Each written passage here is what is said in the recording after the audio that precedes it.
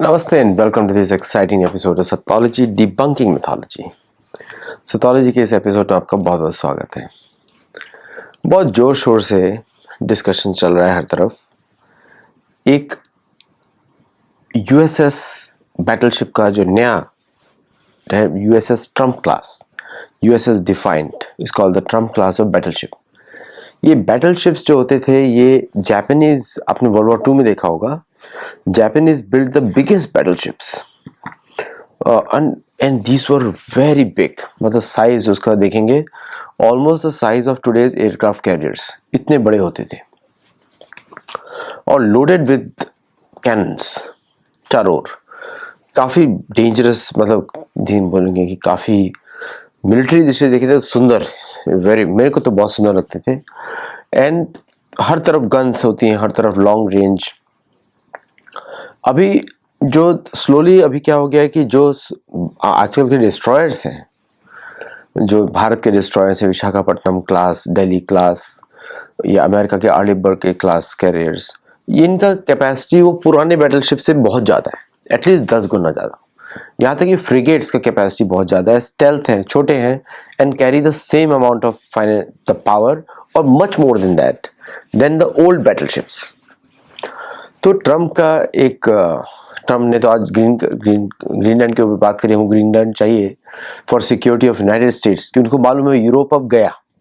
अब यूरोप गया तो मैंने आपको क्या बताया था सीक्वेंस, यूक्रेन, पहले यूक्रेन को ये लोग दबा करेंगे, फिर यूरोप सरेंडर करेगा, फिर यूके सरेंडर करेगा, उसके बाद आएगा यूएस का नंबर। तो अगर आप मैप देखते हैं, नीलसन मैप देखते हैं, ग्लेन नीलसन मैप, तो उसमें आपको दिखाई देगा कि यूके के बाद है ग्रीनलैंड। ग्रीनलैंड छोटा सा आइलैंड है, दिखता बड़ा है लेकिन बहुत छोटा सा आइलैंड है। उसमें 300-400 लोग रहते हैं and it is under the rule of Europeans. तो ट्रम्प ने वापस बोला हमको वो चाहिए डिफेंस के लिए, किसी भी हालत में चाहिए, और वहाँ पे वो लोग मिसाइल्स लगाएंगे ताकि वो अमेरिका की तरफ ना बढ़े। और फिर उसके बाद कनाडा आता है, पूरा कनाडा का टेरिटरी, फिर आता है अमेरिका। तो बैटल शिप्स जो है 10 बनाए जाएंगे। यूएसएस डिफाइंड पहला है शिप का नाम, और ट्रम्प ने जो निर्देश दिया था कि बिग ब्यूटीफुल और aesthetically the best looking warships, उसका ऑलरेडी अप्रूवल दे दिया जाएगा। और ये I think it's a modern time में this will be the first time a battleship concept will be introduced in the navy. Trump का desire है, तो every US president can do that. ये यूएस नेवी से नहीं आया है design, US naval design bureau से नहीं आया है, क्योंकि उनके ऑलरेडी उनके पास बहुत सारे डिस्ट्रॉयर्स हैं एंड एयरक्राफ्ट कैरियर्स हैं। They don't need a battleship, उसका ज़रूरत नहीं है। देखा जाए तो ऐसा नहीं कि बाकी देश अब डेवलप नहीं करेंगे, बाकियों को भी ज़रूरत नहीं है, क्योंकि रशिया का जो क्रूजर्स होते हैं रशिया के नेवी के, they almost the same size, huge. जैसे रशिया की जो उनका जो न्यूक्लियर सबमरीन होती है, Akula class, is huge, is almost the size of 2 football fields back to back. बहुत बड़ी है, वेरी वाइड, और it is a one of the biggest predators in the ocean. क्योंकि रशिया का स्ट्रेटेजी यही है, instead of having big aircraft carriers they have more submarines, attack submarines, which can attack in a devastating way to any enemy। और America का क्या है, battleship का जो कॉन्सेप्ट है, अब क्या बैटलशिप के चारों फ्लीट लगेगी या will it replace A destroyer, time will see, वो तो हमको पता नहीं अभी। लेकिन इसका पोजीशनिंग कैसा होगा, क्या ये नेक्स्ट एडमिनिस्ट्रेशन आएगा इसको कैंसिल कर देगा? इसका नाम ही है ट्रम्प क्लास ऑफ बैटलशिप्स। तो अभी 2-3 साल के बाद अगर बन गया तो ठीक है, क्या ये प्रोजेक्ट कैंसिल हो जाएगा? We don't know. तो ये अभी किसी को पता नहीं है कि इसका फ्यूचर क्या होने वाला है। बट अनाउंसमेंट, इफ़ यूर आपको मिलिट्री हिस्ट्री या मिलिट्री इंस्ट्रूमेंट्स पे अगर आपको इंटरेस्ट है, it's a very good announcement अगर देखा जाए तो। जैसे मेरे लिए ऑन द लुकआउट में रहता हूँ S5 के लिए या S6 के लिए, या फिर एडवांस्ड इंडियन न्यूक्लियर सबमरीन्स पे भी मेरा काफ़ी डिज़ाइन के ऊपर इंटरेस्ट रहता है, हाउ दे लुक।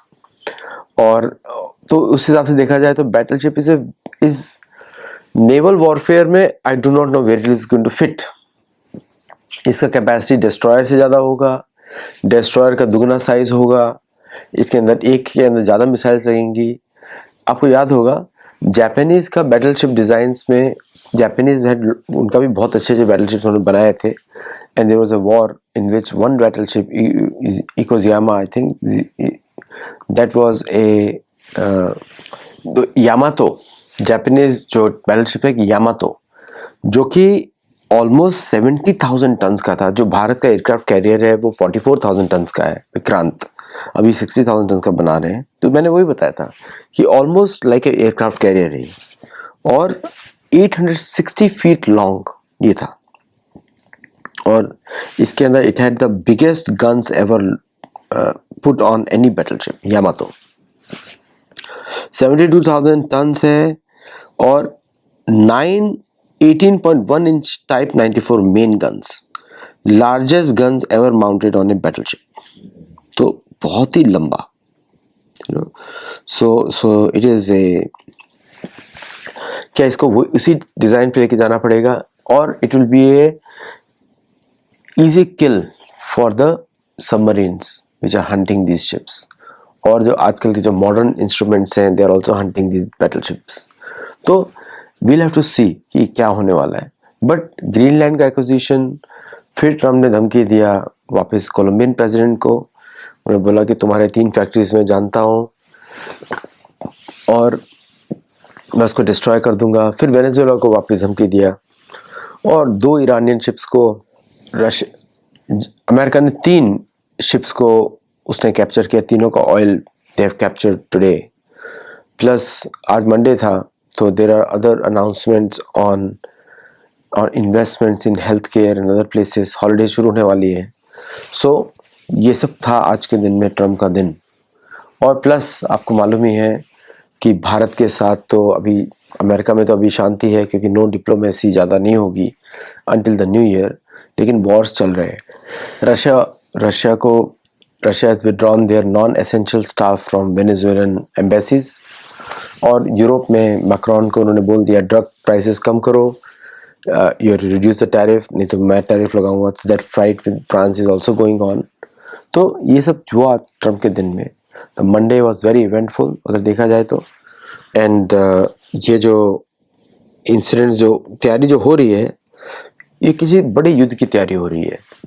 जो ये सारे जो शिप्स हैं जब इनलाइन आएंगे 2030 तक, सो दे आर एक्सपेक्टिंग कि 2030 तक फाइनल वॉर होगा, जिसमें सुप्रीमेसी तय की जाएगी कौन से देश की currency becomes a national currency, और मल्टीपोलर वर्ल्ड में कौन कितना रीजन को इन्फ्लुएंस करता है। तो दिस इज, भारत की भी यही तैयारी चल रही है, अमेरिका की भी यही तैयारी चल रही है, रशिया की भी यही तैयारी चल रही है, और साथ में चाइना की भी तैयारी चल रही है कि वो एक्चुअली किस ब्लॉक को ज्वाइन करेगा। चाइना को चॉइस रहेगी, या तो वो इंडिपेंडेंट पावर तो बन नहीं सकता, मैं आपको बड़ी बात बोल रहा हूँ, लेकिन मैं बता रहा हूँ इंडिपेंडेंट पावर बन नहीं सकता, because nobody likes their foreign policy, उनकी फॉरेन पॉलिसी किसी को पसंद नहीं है। So they will be either with America or with Russia. Bharat will be the third pole of this world or the main pole of this world. उसका reason क्या मैं बताता हूँ कि भारत की जो ग्रोथ है वो स्वाभाविक है, बाइंग पावर बढ़ रही है, इकोनॉमी बढ़ रही है, ये स्वाभाविक ग्रोथ है। भारत के अंदर पॉवर्टी बहुत थी, वो पॉवर्टी कम हो रही है, people can afford more, they can spend more, इसलिए भारत की स्वाभाविक बढ़ रही है। और उसी तरह से भारत की मिलिट्री भी स्वाभाविक ग्रोथ कर रही है। Setbacks are there because of American engines, लेकिन वो बढ़ रही है आगे। भारत के पास जो लैग करता है, भारत जो लैग करता है वो है long range bombers, long range जो है it lacks, long range bombers lag करता है, और फिर लॉन्ग रेंज मिसाइल्स लैग करता है, इंटरकॉन्टिनेंटल।